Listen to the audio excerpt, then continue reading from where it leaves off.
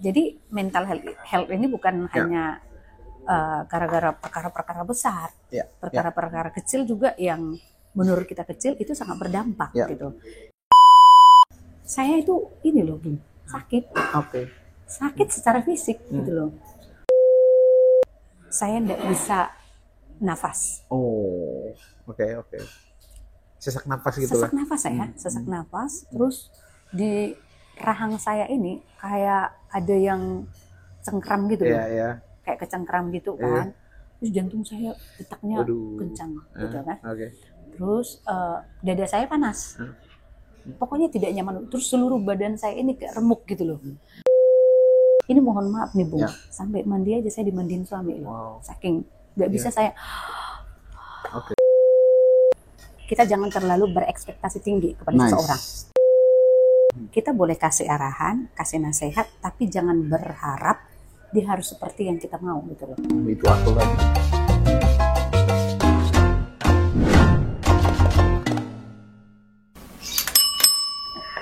Oke, halo teman-teman semua. Hari ini aku kedatangan orang yang luar biasa. Nanti sebentar lagi kita bakalan ngobrol-ngobrol dengan ibu yang cantik ini. Terima kasih. Ibu ini tadi kita ngobrol-ngobrol, enaknya dipanggil apa gitu ya? Karena kita tuh masih fresh gitu ya. Ya, boleh lah. Jadi dipanggil Kak Gem. Biasa di gereja dipanggil Bu Gem. Iya. Bu Gem itu Ibu Gembala, disingkat jadi Bu Gem. Iya. Kalau Kak Gem, Kakak Gembala. Iya. Sesuai umurnya masih muda dan kelihatan apa tuh namanya itu, fresh, Energi. energi. Apa resepnya Bu? Kok Astaga. kelihatan awet muda itu? Masa sih usia kan memang masih muda, 40 tahun. 40 tahun, tapi kayak anak-anak 30-an gitu ya. Emang sih perasaan saya kayaknya masih baru tamat SMA. Oh gitu ya. Perasaan. Oke. Dulu-dulu memang aku orang yang nggak percaya dengan perasaan, tapi setelah mendengar ini terpaksa aku percaya. Gimana? Enggak sih, mungkin pengaruh juga ya ini apa namanya, support dari suami gitu loh. Oke. Biasanya kan yang buat cepat tua itu tertekan batin Ya, gitu. bener. Nah, saya ini termasuk wanita yang merdeka, free gitu loh. Freedom ya. Oke. Itu sih menurutku support suami sih. Super suami. Iya. Sama apa? Hati yang gembira. Itu udah pasti. Udah pasti ya. Udah pasti hati yang gembira. Cuma kan kalau secara manusia ya, perasaan gembira ini kan situasional ya, Ya. sebenarnya Ya. kan. Tapi ya dengan pertolongan Tuhan, walaupun melewati masa-masa nggak enak, nggak baik gitu ya, masih bisa bersukacita, anugerah lah. Anugerah Tuhan. Oke, Bu Gem, Kak Gem. Sebelum kita bahas topik hari ini, kita main game dulu. Wis, nih saya udah bilang ya, saya tuh main game itu agak-agak nggak terlalu bisa gitu, tapi saya coba deh. Berani healing. Oke. Jadi dari sini aja udah pasti kita tahu lah ya, mana dia nih kan. Jadi gini. Asik nih kan. Di sini ada beberapa pertanyaan. Nanti Karut ambil satu. Oke. Bacain pertanyaannya dan jawab sendiri. Oh, oke. Asik. Diaduk dulu, nanti dikirain saya sulap pula ya. Main kartu ya. Ya, monggo. Bisa di atas, tengah, bawah, terserah. Saya ambil paling atas ya. Oke. Satu aja? Iya, satu. Berani healing antar sesama. Oke. Wow. Coba definisikan hubungan yang sehat versi kamu. Apakah kamu sudah dalam hubungan yang sehat saat ini? Oke, ini waktu jawab sendiri. Hubungan sehat ini dengan sesama, dengan suami atau siapa nih? Kalau lagi pacaran sama pacarnya kali ya? Iya. Nah, kalau saya sama suami berarti. Suami atau sama jemaat? Saya mungkin bawa ke suami kali Suami, ya. Apakah oke. kamu sudah dalam hubungan yang sehat? Tentu ya, of course. Saya sehat secara hubungan dengan suami. Hubungan yang sehat itu menurut saya sih memberikan kebebasan ya kepada pasangan. Tentu dalam batas-batas ya. Nah, bagi saya sih hubungan sehat begitu, saling dukung. Saling dukung. Nah, dari pelayanannya, pekerjaannya, hubungan keluarga, hubungan kesesama, itu kita saling support. Versi aku sih seperti itu. Itu hubungan yang sehat. Sehat. Oke. Tadi nyinggung soal batasan ya. Hmm. Batasan seperti apa yang dimaksud, bisa dijelaskan sedikit nggak? Contohnya kan gini, batasan yang saya maksud itu, ini kan suami saya nih, dia backgroundnya memang ada usaha, terus sekarang lebih ke pelayanan. Dari dulu memang kita melayani ya. Sekarang jatuh ke pelayanan, tentu kan banyak tuh, misalkan kaum laki-laki, kaum perempuan gitu. Contohnya anak-anak muda. Ini salah satu yang saya ingat dari dulu itu, kami menangani anak-anak muda di satu kota. Nah, ketika ada yang mau diantar gitu loh, perempuan misalkan diantar, Pak Niko tuh nggak mau. Kecuali saya ikut, dia berani antar. Gitu loh. Itu termasuk batasan kan. Mana yang harus ya, mana enggak. Wow, keren banget. Dan itu juga yang bikin istri nggak repot gitu loh. Nggak repot mikir. Ya, mikir. Karena mikir itu juga kan bikin jadi nggak sehat ya. Karena itu berkaitan banget sama topik yang hari ini kita mau ngobrol soal mental health. Oke. Jadi rupanya setelah orang mengalami COVID, mental health pun jadi makin subur gitu ya. Banyak banget orang yang mengalami masalah-masalah seperti mental health, dan kalau tidak salah Bu Gap sendiri pun sempat mengalami itu. Oke. Ya. Jadi hari ini kita mau bahasnya soal mental health. Awal mula merasakannya seperti apa, Bu Gap? Artinya mental kita seperti terganggu gitu ya. Sebenarnya gini, banyak Bung. Sorry, boleh dikasih? Silakan. Nanti game selanjutnya ya. Iya, ini disimpan dulu ya di bawah. Oke. Siap, silakan. Gini ya, kalau kita dengan usia 40 sekarang, sebenarnya kan dari kecil itu kita juga punya pengalaman-pengalaman tersendiri. Ya, mungkin pertemanan, masa-masa kecil itu seperti apa. Terus, saya juga kan pernah dulu ngalamin seperti difitnah orang terus gitu. Ini dari keluarga dekat. Keluarga dekat. Tapi saya pikir Tuhan memampukan ya bisa melewatin itu. Melewatin itu, dan saya memang tidak pernah respon, tidak pernah balas apapun dia ceritanya. Saya itu selalu memilih diam dan serahin sama Tuhan. Itu tipe saya gitu. Nah, setelah berjalannya waktu, kita menikah, punya usaha. Tentu kan ketika usaha ini sedang tidak berjalan seperti yang kita inginkan, ya pasti juga mental kita terganggu dong. Misalkan nih ada hutang yang belum terbayar, gitu. Ada urusan-urusan perizinan yang belum beres, yang itu berkaitan dengan janji kita sama orang. Tentu secara mental kan kita tuh babak belur loh sebenarnya.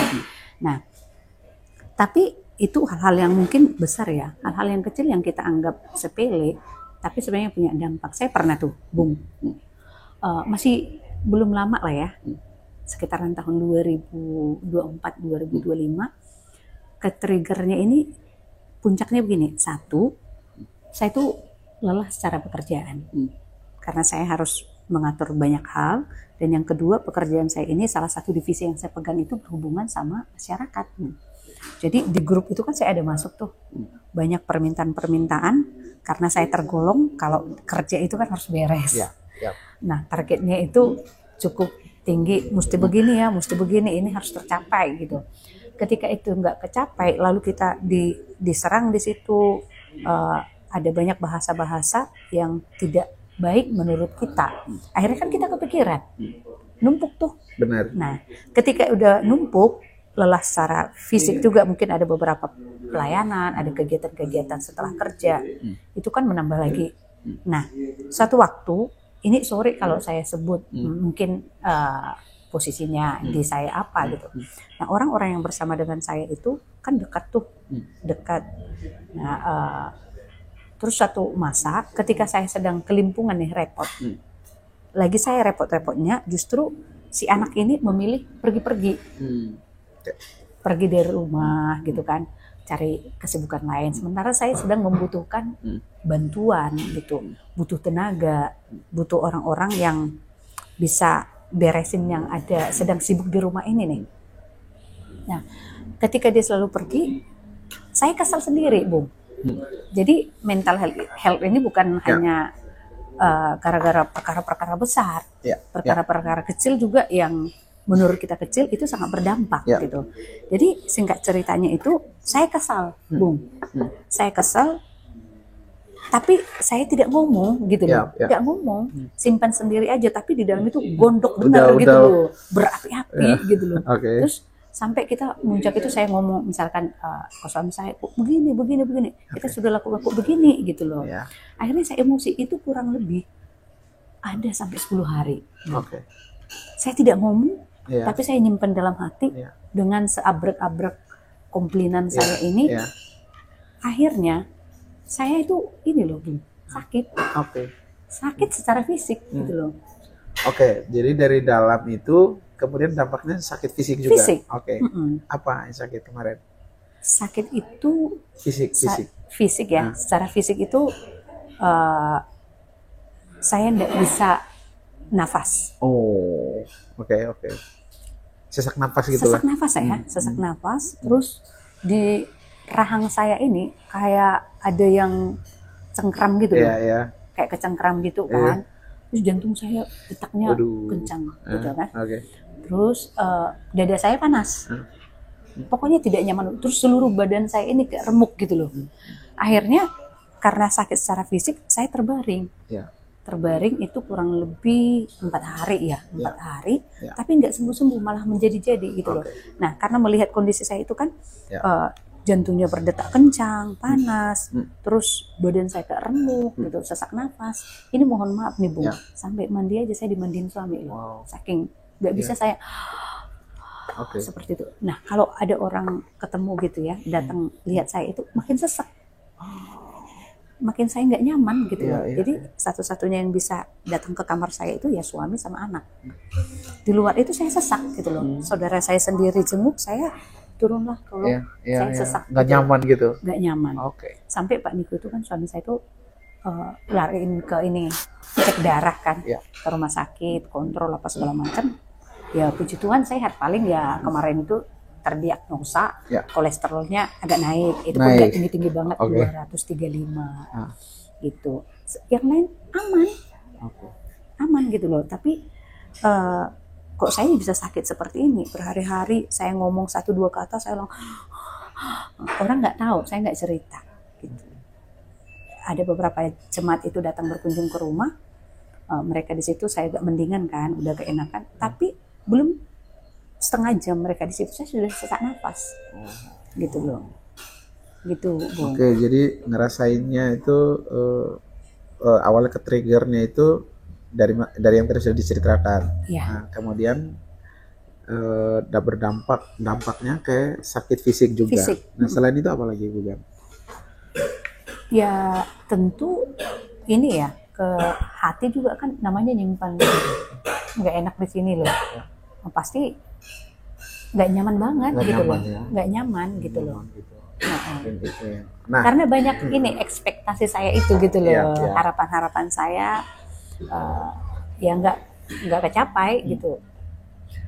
Terus waktu ngerasain itu sempat nggak ceritain ke suami mungkin atau punya orang terdekat, atau nggak dipendam? Nah, awalnya kan saya nggak terlalu ngeh ya. Tapi selama saya ada lagi baring gitu ya, lagi baring di rumah itu, di kamar itu, suami saya ngingetin, kamu tuh sehat, tapi ada sesuatu yang lain mungkin yang kamu sedang abaikan, tapi kamu nggak ngomong gitu loh. Akhirnya saya mulai membuka diri, saya di situ baca firman Tuhan, nyanyi terus saya melupakan kesibukan kerja gitu ya, seperti sedang tidak mau tahu gitu loh. I don't care lah gitu, sementara aku mau sehat. Terus tuh saya kan telepon nih, ini orang yang tadi yang saya harapin ini kan lagi pulang, ketemu mama papanya, ya pulang. Terus saya telepon, kamu baliklah gitu, karena memang hubungan kami kan dekat kan. Nah, Saya bilang, kamu baliklah, kapan balik ke Batam? Oh iya, saya mau balik tanggal sekian. Setelah dia pulang itu saya minta maaf loh, Oke. Pastor. Oke. Walaupun sebenarnya kan Iya. kewajiban dia sebenarnya untuk Iya. bantu saya ketika itu gitu kan. Saya minta maaf. Oke. Saya panggil dia ke kamar saya suruh duduk. Saya minta maaf ya. Bilang, ini kayaknya saya pun tidak baik sekarang ini. Sepertinya faktor dari itu banyak. Saya itu menyimpan. Ya. Saya sedang tidak suka, tapi saya nyimpan karena Iya. saya tidak mau dia itu misalkan merasa tersakitin juga kalau saya marah Iya. gitu, Bu. Oke, menarik. Nah, sebelum kita teruskan, kita hari ini ada di mana nih, rumah makan? Wong Java. Wong Java. Ada pisang goreng. Ada apa? Ini Singkong Thai ya tadi ya, singkong Thailand mungkin. Thailand. Iya. Enak tak enak tak telan.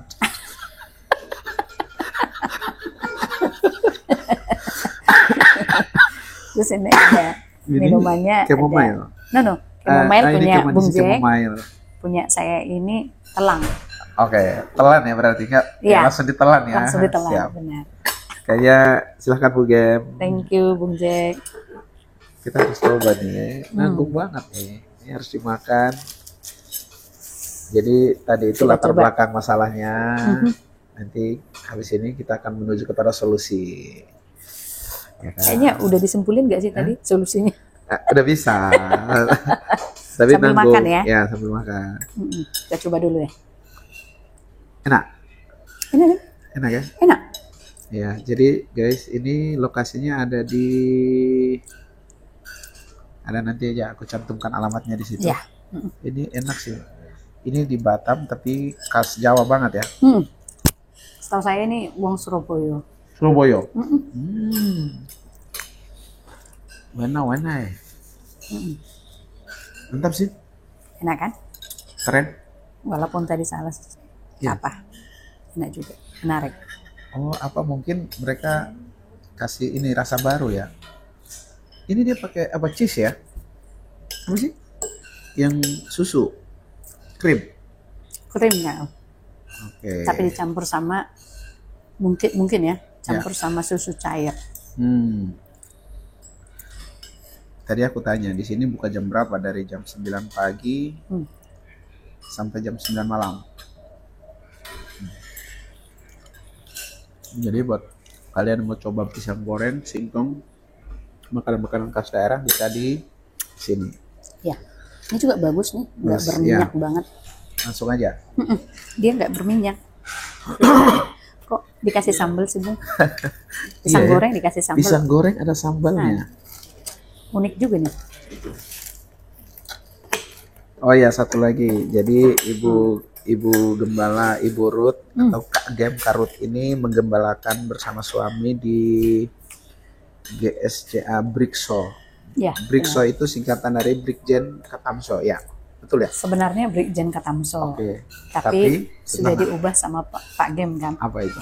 Bersinar bagi semua orang. Oh, jadi itu Brikso itu. Oke, bersinar bagi semua orang. Itu- Lokasinya di Tunas Regensi. Tunas Oke. Regensi C4 nomor 6 dan nanti ada 6 dan 7. Oh, puji Tuhan. Anugerah. Pengembangan. Yes. Nanti mungkin 2 minggu lagi kita bakalan bahas yang cikal bakal gereja ini ya. Boleh, Ya, boleh. ya, gitu. Lokasi persisnya di Tunas Regensi, Tunas Regensi. daerah Sagulung ya. Iya, benar. Karena Tunas Regensi Batam banyak, ada 3 kalau nggak salah. Satu. Contoh aja. Satu. Kalau residensi itu sama pertokoan satu. Yang lainnya Tunas Industri, Oh, benar. Tunas Bispark. Oke. Saya lagi promosiin sekalian Iya, kan. sengaja memang saya kasih celah biar ibu masuk gitu ya. Lagi-lagi bu apa aja. Ada Garden Avenue. Oke. Ada beberapa sih kalau Tunas Group kan. Jadi di sana berapa aja perubahan harganya? Oh banyak Bu, banyak. Nanti kita buat podcast khusus membahas Tunas Regensi ya. Oke. Nah, kita teruskan. Ini dapat bayaran loh nanti dari Tunas nih. Oh ya, tolonglah disponsorin. Aku butuh kamera baru soalnya. Nah, Bu Gem, dari semua yang tadi sudah diceritakan, apa pembelajaran yang Bu Gem ambil, dipegang dalam hidup, dan tidak ingin nanti Tiara anak perempuannya Bu Gem mengalami hal yang sama. Jadi udah dipesankan nih, oh ini mama ngalamin ini disebabkan oleh A, B, C, D tadi kan. Iya. Dan mama tidak ingin, kan yang begini sebenarnya bisa dicegah kan? Bisa banget. Nah gimana, apa yang Bu Gem ambil dari cerita itu dan menjadi pembelajaran sehingga menjadi satu pencegahan supaya generasi di bawah ibu selain Tiara dan juga teman-teman yang lain atau anak-anak youth di gereja, mereka bertumbuh dengan tidak lagi melewati hal seperti itu. Yang pertama itu sih, kita jangan terlalu berekspektasi tinggi kepada seseorang. Jangan berekspektasi tinggi terhadap seseorang. Jangan menuntut seperti yang aku mau gitu loh. Karena gini, yang saya lihat ya, orang yang bersama dengan saya mungkin kalau saya misalkan nih di angka 5, ya dia di angka 4 atau 3 gitu loh. Jangan memaksa seperti yang kita mau. Kita boleh kasih arahan, kasih nasihat, tapi jangan berharap dia harus seperti yang kita mau gitu loh. Aduh, itu aku lagi. Aku dulu tipenya gitu banget. Oke, terus. Karena kan gini, ya itu menjadi pelajaran buat saya sendiri ya. Saya bilang sama Tiara itu, hidup ini kita berbagai bentuk gitu loh. Benar gak sih? Latar belakang berbeda, pola asuh berbeda gitu. Itu akan mempengaruhi kita juga. Nah, saya misalkan kalau orang ketemu saya sih yang kenal dekat ya, saya selalu bilang perfeksionis gitu. Pekerjaan itu harus perfect, ini harus perfect kata orang. Sama lagi terus. Nah, jadi dari situ aku belajar, Bung. Ternyata semua itu harus dibatasin. Kita harus taruh di pikiran kita itu, semua yang kita lakukan itu ketika kita mampu, itu anugerah. Tapi jangan pakai ukuran baju aku ke orang lain gitu. Kalau saya mungkin mengerjakan sesuatu itu, saya kan biasa masak ya, Bung ya, di rumah itu kan rame. Orang-orang yang tinggal bersama saya gitu. Saya bisa tuh dalam sekejap udah selesai masak, udah bisa ini, udah selesai ini. Nah, karena saya mampu lakukan itu, saya berharap yang lainnya harus bisa kayak itu. Padahal belum tentu mereka bisa. Benar, gitu. Jadi saya pesan sama Tiara itu, jangan terlalu menuntut. Bukankah Tuhan juga ingatin sebenarnya kan? Jangan bermegah diri gitu loh.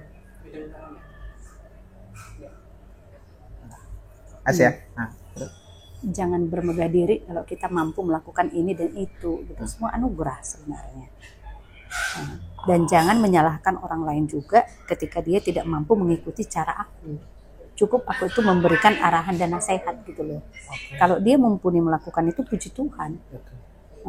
Biarlah dia berkembang dengan cara dia. Dia pasti punya kelebihan-kelebihan lain kan. Dengan cara itu saya bisa menerima anak-anak yang bersama dengan saya tinggal gitu loh. Oh ternyata dia tidak bisa seperti cara aku. Oke, aku ikutin cara dia, aku hargain gitu. Kalau dulu itu kan ya, ayo dong, pada bangun. Gitu. Saya mesti disiplin, harus ini, harus itu gitu kan. Sekarang saya sudah gara-gara ngelewatin itu, ternyata juga gini Bung, dengan aku belajar seperti itu, hubungan itu jauh lebih baik gitu loh. Koma dulu di situ ya, sebelum diteruskan. Aku jadi ingat betul. Seperti yang orang Bu Gem tahu lah, beberapa tahun terakhir kemarin itu kan sering sakit juga tuh saya tuh. Ini termasuk satu manusia yang aktif banget, ada di rumah sakit, diinfus terus tuh. Dan rupanya memang beberapa penyebabnya itu, ya itu tadi mental health itu ya. Nah, kalau di breakdown lagi, dicari tahu lebih spesifiknya seperti apa. Jadi gini, pernah satu kali saya kan memang lagi waktu itu lagi mau bikin renovasi gedung gereja, ya kan? Di depan itu mau bikin semacam apa? Proyektor, layar untuk proyektor itu nembak ke situ kan. Iya. Jadi kan gereja di lantai 1, pastornya di lantai 2, kan naik turun tuh. Jadi saya minta lah seseorang, saya bilang, kamu tolong turun untuk ngukurin berapa jaraknya itu kan. Kan yang kita harapkan adalah kamu turun, ngukur, pulang, bawa hasil. Kan malah dia datang, sebelum dia turun dia tanya, ngapain ukur, buat apa dan kenapa? Saya pikir gini, di sini saya tidak sedang lagi membutuhkan alasan itu. Turun ngapain dan buat apa? Yang saya minta itu adalah saya cuma minta bantu kamu untuk turun ukur. Karena saya ini dari tadi udah naik turun, udah capek. Kebetulan waktu itu lutut saya lagi sakit gitu. Jadi gak rasa kayak apa ya? Yang aku butuhkan itu kok kenapa jadi kita memperdebatkan dulu gitu kan? Ngerti maksudnya? Iya, kan? paham. Jadi kayak langsung kayak emosi gitu ya. Gitu. Itu satu. Yang kedua kan waktu COVID itu kan kita lagi syuting ibadah online. Kan semua orang nggak boleh ibadah on-site di gereja, jadi online. Nah, kamera kami yang pakai waktu itu dia sampai 12 menit mati. Harus baru lanjut lagi videonya. Jadi supaya khotbah saya itu tidak terjeda, nggak apa-apa hilang 1-2 detik, kamera mati langsung dia tekan lagi. Bayangin nih, itu kamera, ini saya lagi berdiri khotbah, orang yang sama, dia di situ. Maksud saya bilang nanti bikin alarm jam 11.58. Kamu kasih kode supaya saya tahu 2 detik itu, 2 menit itu, beberapa detik itu saya bisa kasih jeda. Jeda itu untuk mati hidup gitu. Di alarm saya timer saya udah menuju ke jam itu. Malah kawan ini nunduk main handphone. Udah bisa bayangin. Paham. Ini kan konteksnya lagi khotbah kan. Kan khotbah itu kan gak bisa ngada-ngada ya. Kayak suasana naik turunnya suara yang kita bangun kan udah diatur kan. Sampai di situ memang gak dibuat. Aku sambil udah kasih kode kan, mukulin tak, tetap nggak sadar. Lewat lah. Coba tetap bertahan. Cuman lewat 3 menit udah nggak kuat saya. Ekspresi wajah saya itu kayak antara apa yang aku ngomong sama apa yang di dalam itu kayak paham saya. Ngerti ya maksudnya? Paham banget.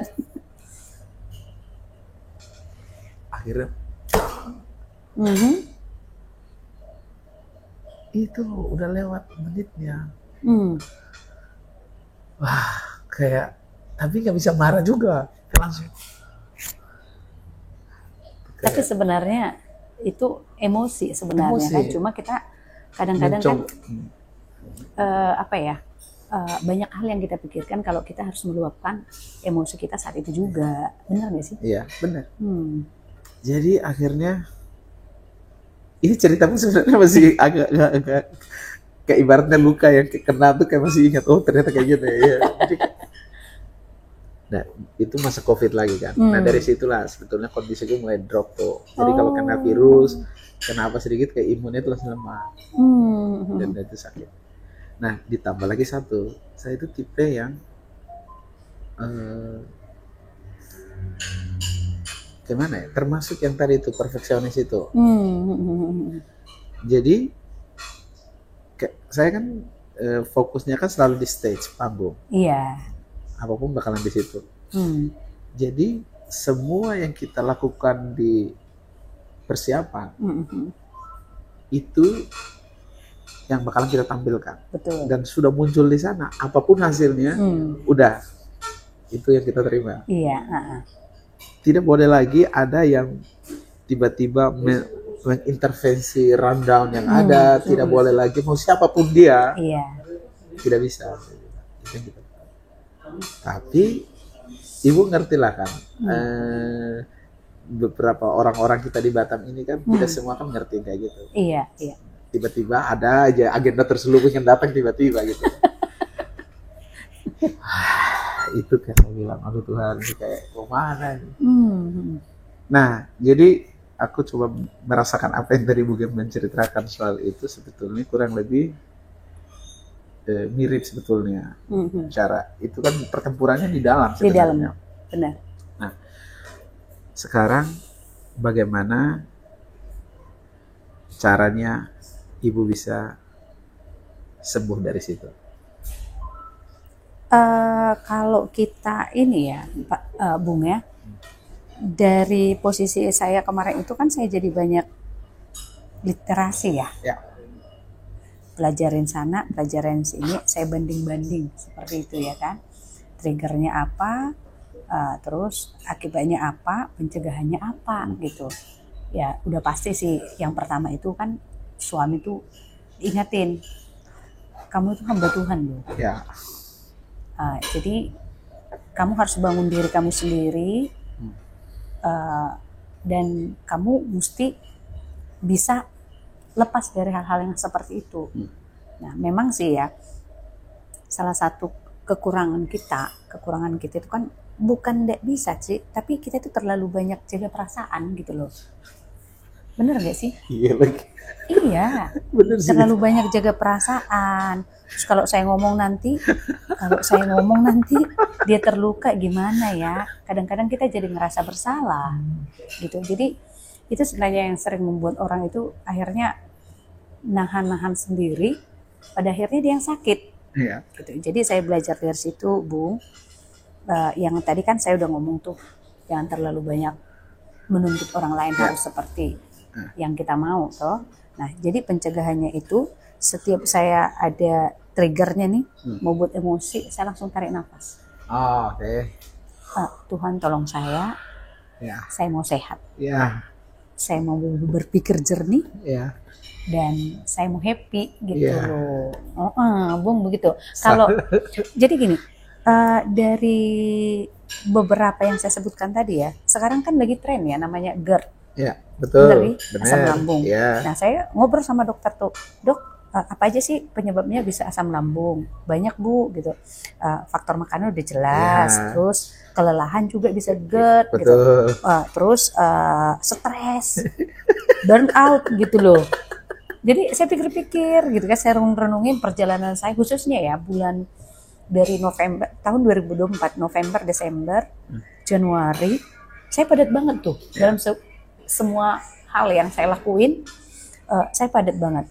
Makan juga nggak karu-karuan. Terus belum lagi kerjaan yang yang tadi itu berhubungan dengan orang lain itu kan. Nah, numpuk. Akhirnya burnout gitu loh. Kategorinya saya itu jatuhnya jadi GERD kemarin. Nah, dari situ saya membuat satu pola, Bung.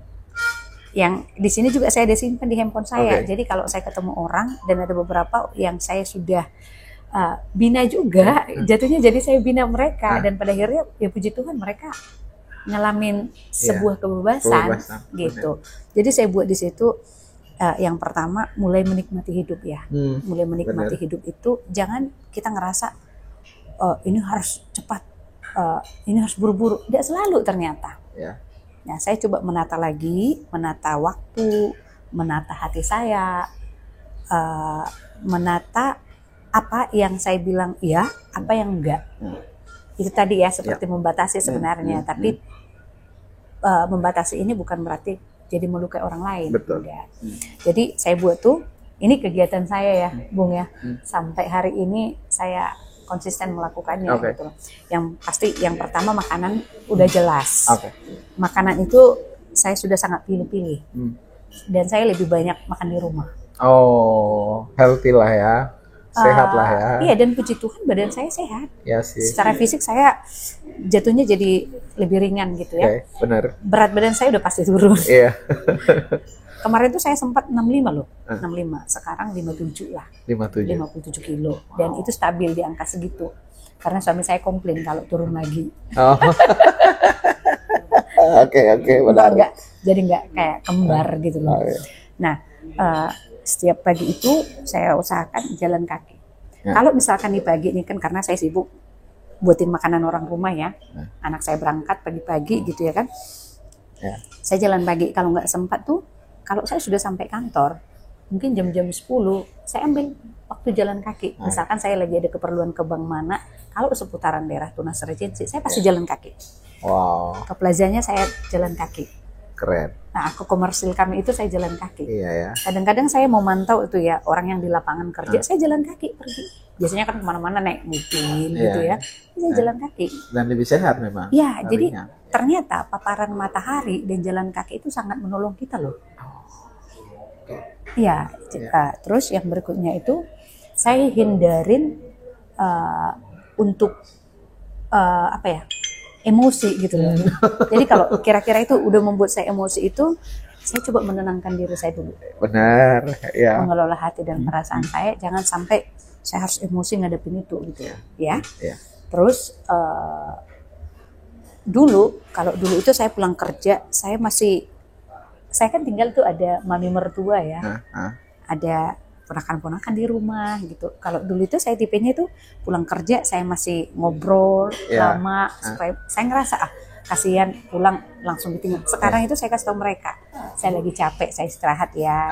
Oke, jadi lebih. Iya, jadi jam tidur itu pun saya sekarang maksimal jam 10:30. Kalau dulu kan saya nggak teratur tidur, karena hobi yang itu tadi selalu pengen ngelakuin sesuatu. Bisa saya baca sampai jam 12 malam. Sementara pagi-pagi kan harus bangun. Nah, kalau sekarang saya batasi diri, pokoknya maksimal jam 11 saya mesti istirahat. Jam 11 maksimal. Ya kan? Nah, terus tuh tanamkan di pikiran, hidup ini nggak mesti kejar-kejaran gitu loh. Ya, oke. Rehatlah, kalau capek rehat. Gitu. Dan saya lihat sih justru dengan saya buat disiplin seperti itu, produktivitas kerja juga jadi lebih bagus, jadi meningkat ya. Iya. Benar. Jadi kalau di kantor deh saya lelah gitu ya, saya capek, saya baca buku. Kalau enggak baca buku saya ngedesain. Ngedesain seperti itu. Oke, menarik sekali. Keren. Terus, Bung, apa tuh? Saya tuh hindarin nonton-nonton yang sedih-sedih. Oke. Berita-berita kecelakaan, meninggal lah. Itu langsung saya skip. Itu pesan suami saya juga. Jangan nonton-nonton seperti itu. Kadang-kadang kan dulu ada anak terlantar lah. Itu bisa saya renungkan terus. Kasihan ya. Empatinya itu loh. Nah, saya hindarin. Terus berita-berita yang mengarah sedih, lagu-lagu yang membuat sedih itu saya hindarin. Oke. Ya, terus saya juga keluar dari grup-grup yang termasuk di situ mungkin nama saya di-mention gitu. Gitu kan. Saya sekarang ini yang ada grup gereja, pekerjaan, keluarga. Paling ya komplek serikat tolong menolong tapi saya masuk. Tapi yang namanya kalau dulu itu saya ada di grup di tempat saya kerja itu kan ada grup lain-lain lah. Itu kan 52 hektar ya. Nah, di 52 hektar ini kan ada 4 klaster. Per klasternya itu kan paling minim itu 325 unit. Jadi yang 2 klaster ini saya udah serahin ke RT-nya, mereka yang atur. Nah, yang 2 klaster ini kan saya masih ada di dalamnya. Jadi kadang-kadang kan masyarakat itu selalu ngerasa kalau nanti sudah sampai sama Ibu Urut itu pasti cepat gitu. Akhirnya mereka suka mention gitu kan. Akhirnya saya kepikiran. Apalagi kalau datangnya itu malam hari, Bung. Aduh. Nah, saya mau tidur, tapi saya akan kepikiran. Saya tuh atur malamnya. Oh, besok ke sini, besok ini saya blast gitu. Tapi saya sudah blast gitu, tapi ada di pikiran gitu loh. Waduh, kasihannya mereka kalau ini nggak selesai gitu, Bung. Iya sih. Jadi sekarang saya keluar dari grup-grup itu, saya buat tim kantor. Kamu PAC-nya. Masuk di dalam. Kalau enggak bisa kalian handle, ngomong ke saya ngomong gitu. Keren. Oke guys, jadi kalau kalian ada di Batam dan mengalami masalah mental health dan sudah lumayan parah, kalian bisa konsultasi langsung ke Kak Gem. Dan bisa mendapatkan tips-tips. Oke, ini kita mau akhiri. Ya, Bung. Katakanlah waktu Bu Gem di bumi ini tinggal 1 hari, atau mungkin lebih pendek lagi 1 jam, dan Bu Gem dikasih toa atau mic. Oke. Kira-kira pesan apa yang bakalan Bu Gem tinggalin sebelum Bu Gem pergi meninggalkan bumi ini? Wah, serem nih kayak ini. Kok saya yang GERD itu langsung, apa sih pastor ini? Ini terkait topik yang kita bahas atau di luar Apapun itu? itu. Apapun itu. Yang mungkin bagi Bu Gem, ini pesan yang kalian harus dengar, semua orang harus tahu. Before I die, Berlaku adil sama semua orang sih. Berlaku adil sama semua orang. Saya terinspirasi dari ada kedua sahabat saya. Oke. Kalau saya bilang sih sangat-sangat tidak adil mereka terima seperti ini. Jadi saya sendiri ngerasain di bangsa kita lah ya, boleh saya bilang, ternyata bukan orang lain aja yang saya nonton seperti itu.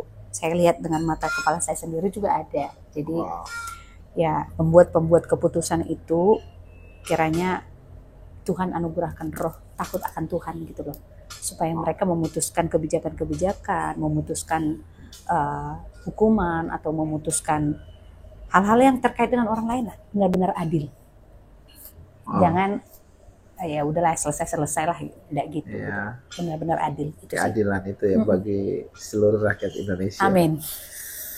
Oke Bu Gem, thank you untuk investasi waktunya di sini, sudah ngobrol banyak, dan semoga obrolan kita ini bisa menjadi solusi bagi orang-orang yang mendengarkan. Thank you. Oke, Bu.